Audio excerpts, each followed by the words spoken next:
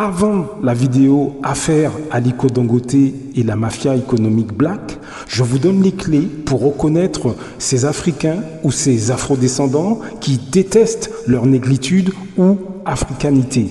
Après cette vidéo, nous parlons du comment ensemble on peut faire beaucoup plus d'argent. Choisissez ce que vous regardez. Blaf, Africains, Africaines, Afrodescendants, Afrodescendantes, je vous salue. Nous continuons. Dans le dernier audio, on avait vu le niveau intellectuel des élites en France. Et c'était évidemment pas moi qui faisais le commentaire, mais surtout un haut fonctionnaire, un ancien haut fonctionnaire qui faisait une interview, qui faisait une intervention dans un podcast. Je vous redonne la vidéo, hein, c'est Nos dirigeants nous méprisent-ils, les révélations de cet ancien haut fonctionnaire. C'est sur la chaîne Le Crayon. Eh bien, on continue, il fait un triste constat. Il constate que l'ensemble enfin en tout cas une partie assez importante des hauts fonctionnaires français ont un niveau intellectuel très bas, ne croient plus du tout en leur pays, etc. Alors pourquoi je vous faisais écouter ça? C'était pour mettre en avant que nous avons cette catégorie de noirs qui, que ce soit Afrique, Caraïbes, que ce soit en France ou dans tous les pays d'Europe, qui fantasment sur ces milieux-là. Est-ce que vous comprenez? Ils fantasment sur ces milieux-là alors que ce sont des milieux médiocres. Vous voyez ce que je veux dire? Mais c'est pas fini. Il continue son intervention. Je vous fais écouter. C'est croustillant. Je vous fais écouter et on en parle juste après.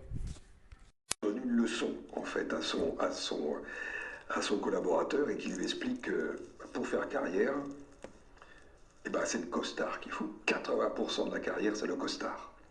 Voilà, chez Attal, c'est probablement 100%. On a les dirigeants finalement que nous permettons d'avoir ou que nous permettons d'avoir. C'était le sens de la question qui venait, parce que vous parlez de dérive des élites, de crise au sein des dirigeants. Mais c'est aussi cautionné ou pas, il y a eu des mouvements sociaux, mais est-ce que cette crise des élites, c'est pas finalement une crise plus globale de notre système qui se heurte à un mur et qui a transformé aussi les mentalités chez ces gens-là et ce qu'on accepte aussi finalement? Vous avez parfaitement raison. Moi, déjà, je dirais que cette élite, cette haute fonction publique dont je parle, elle a finalement une grande partie du pouvoir en France. Et ce qui est très sournois, c'est qu'elle est installée dans un angle mort démocratique. Donc, la population, ou le peuple, qui normalement est souverain dans cette démocratie représentative au travers du Parlement, le peuple pourrait être assuré qu'il conserve le pouvoir au travers du travail que le Parlement pourrait faire en termes de vérification, en termes d'enquête sur le mode de fonctionnement de la haute fonction publique. La vérité est qu'il y a très très peu d'enquêtes parlementaires et donc finalement la haute fonction publique est dans un angle mort démocratique. Donc bilan, le peuple a perdu toute souveraineté. Voilà. Donc déjà ça c'est posé, c'est un constat, alors je suis loin d'être le seul à le dire, c'est un constat criant aujourd'hui. Il y a un autre constat aujourd'hui, c'est qu'il y a une acceptation de la population, ou en tout cas il y a un mouvement qui se fait depuis des années, un développement très fort du relativisme, savoir que le vrai, le faux, le vrai, le mensonge, la vérité, le mensonge, tout ça, finalement tout ça est pareil, on ne sait plus distinguer quoi et quoi. Donc on ne sait plus hiérarchiser les choses. Et puis il y a une perte fondamentale aussi en termes de verticalité humaine, de spiritualité, qui fait que tout ça étant on a beaucoup de mal à avoir un jugement un peu pertinent sur ceux qui nous gouvernent. C'est pour ça qu'ils ont une capacité finalement à manipuler et à mentir, qui est largement favorisée et facilitée par une population qui s'étourdit très très vite, parce qu'elle ne sait plus juger. Elle ne sait plus avoir, à mon sens, un regard pertinent sur ce que c'est que la compétence, ce qu'il faut pour diriger, sur Est-ce que c'est normal que, par exemple, M. Attal nomme son... On ne sait plus si c'est ex-mari ou pas, mais ex-conjoint, M. Séjourné, au ministère des Affaires étrangères. Ça pose des vraies questions. Mais aujourd'hui, tout ça, comme on dit, ça passe crème. Voilà, vous avez entendu, messieurs, dames. Il dit un certain nombre de choses. Il dit que dans ces milieux-là, enfin, parmi ces gens-là, c'est le costard. Vous voyez, c'est l'image. J'en ai parlé beaucoup dans ces audios de l'image. Il faut donner l'image, il faut montrer que le noir complexé, le noir français complexé, que ce soit Afrique, Caraïbes, etc., lui, il fait la même chose. Belle voiture, grosse maison. Vous voyez ce que je veux dire? Il a tel boulot, il fait ci, il fait ça, il connaît ça. Ces hommes et ces femmes complexés qui, en fait, n'aiment pas leur identité, n'aiment pas leur culture. Donc, qu'est-ce qu'ils font? Ils donnent une image. Ils ont réussi mieux que vous, ils sont mieux que vous. Mais en réalité, ce qu'ils ne vous disent pas, c'est qu'ils prennent comme modèle des gens extérieurs au monde noir, en l'occurrence ces personnes que ce monsieur décrit dans son intervention et qui sont nulles.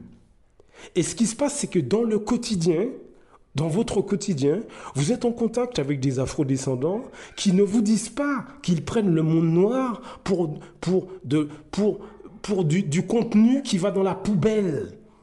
Est-ce que vous comprenez ce que je veux dire? Vous êtes en contact au sein de votre famille, parmi vos amis, vous avez des gens qui prennent le monde noir pour une espèce de groupe de primates. Mais ils ne vous le disent pas. Ils ne vous disent pas non plus que eux, leur modèle, ce sont leurs collègues extérieurs au monde noir. Leur modèle, eux, c'est Montesquieu. Leur modèle, enfin bref, ce sont des modèles extérieurs au monde noir. C'est Jésus, blond, yeux bleus. Vous voyez ce que je veux dire? Ils ne vous disent pas ça. Ils ne vous disent pas que, économiquement parlant, ils fantasment sur les hauts fonctionnaires. Ils fantasment sur ces gens qu'ils voient dans les télés. Est-ce que vous comprenez? Ils fantasment sur les artistes de rap. Ils fantasment sur les artistes de je ne sais pas d'où, des acteurs, qui souvent sont fauchés eux-mêmes. Parce qu'encore une fois, j'en ai déjà parlé, mais vous savez que vous avez la quasi-majorité des artistes de rap, R&B et compagnie, aujourd'hui, ils n'ont pas un nom. Est-ce que vous comprenez? Est-ce que vous voyez? Ceux qui fantasment sur les politiciens des pays d'Europe, etc. Mais voilà la description de ce que ce monsieur en fait, en réalité. Parce que là, ce qu'il explique là, c'est pas que en France. C'est pas que en France. Dans tous les pays, regardez l'état de la majorité des pays, que ce soit en Europe ou ailleurs, c'est le bordel total. C'est le bordel. Ça veut dire que c'est le même type de personnes qui sont à la tête. Est-ce que vous voyez ce que je veux dire? C'est le bordel total. Voilà ce que ces blacks-là, bien intégrés, avec du style. Vous voyez ce que je veux dire? Le week-end, ils sont en rond, ils parlent fort, grillade, on rigole. On est bien, quoi. Vous voyez ce que je veux dire? En fait, les modèles qu'ils ont dans la tête, c'est ce que cet homme décrit. Eux, ils pensent qu'au sein des autres races, notamment chez les Occidentaux, qu'il n'y a que des gens intelligents, il n'y a que des gens brillants et que toute la bêtise, la laideur, la connerie, c'est chez les Africains ou les Afro-descendants d'une manière générale. Voilà ce que sont une catégorie très importante d'Africains, d'Afro-Antillais, etc., etc., etc. Voilà comment ils fonctionnent en réalité dans votre quotidien. Mais vous ne vous rendez pas compte parce qu'ils sont au sein de votre famille, parmi vos amis, donc vous les connaissez depuis longtemps, vous avez du mal à les voir tels qu'ils sont réellement, et ça a un effet d'entraînement vers le bas. Parce que les modèles que ces gens prennent en exemple, ce sont des modèles médiocres. Est-ce que vous comprenez? Donc ils entraînent par un effet d'entraînement, ils entraînent l'ensemble du monde noir vers le bas. Et sur les questions économiques, c'est exactement la même chose. Regardez bien, nous avons beaucoup de grands diplômés, Afrique, Caraïbes, etc., de grands diplômés. Mais il n'y en a pas un seul, il y en a très peu qui montent des entreprises, une entreprise qui va employer d'autres afro-descendants. Très peu. La plupart sont employés chez les autres. Ces grands diplômés, C'est bac+8, bac+9, ces ingénieurs. Mais combien montent des grosses sociétés, qu'ils soient Afrique ou Caraïbes, hein, combien montent des grosses sociétés où ils emploient leurs semblables? Mais il y en a peu, il y en a très très peu. Est-ce que vous comprenez ce que je veux vous dire? On doit se libérer de ce type d'afrodescendants qui, au quotidien, eh ben, il nous faut comprendre que eux sont les exemples.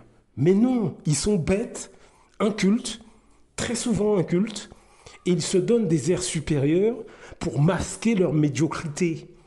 Parce que les vraies questions, telles que notre économie, notre poids économique, notre psychologie, tout ça, eux, il ne faut pas qu'on en parle. Vous remarquerez que quand vous parlez avec ce type d'afrodescendant de ces problèmes-là, il vous dit, c'est pas la peine. À ce moment-là, c'est vous qui devenez le problème. Faites l'expérience, hein, faites l'expérience.